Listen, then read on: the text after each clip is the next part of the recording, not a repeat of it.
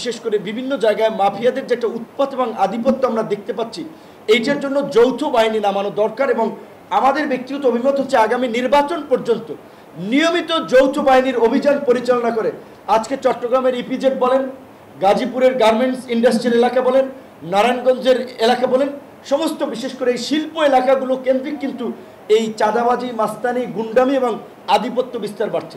যৌথ বাহিনী নামলে তো সমস্যা নেই, যৌথ বাহিনী তো আমাকে মারবে না, আমাদের ছাত্রকে মারবে না, যারা নিরীহ নিরাপদ সাংবাদিককে তো আপনার ধরবে না।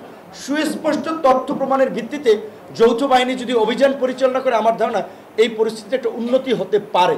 এর পাশাপাশি আমরা আরেকটা কথা বলছিলাম যে এখন তো স্থানীয় পর্যায়ে জনপ্রতিনিধি নাই, সিটি কর্পোরেশনের মেয়র নাই, কাউন্সিলর নাই, উপজেলার চেয়ারম্যান নাই।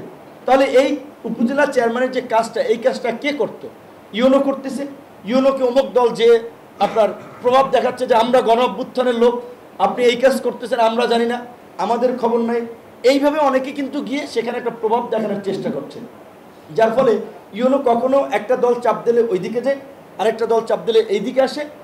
তাহলে সেখানে যদি একটা নির্বাচিত প্রতিনিধি থাকতো, তাহলে ইউনো বুঝতো যে না, আমার নির্বাচিত জনপ্রতিনিধি সে, তার মাধ্যমে এই কাজগুলো করতে হবে।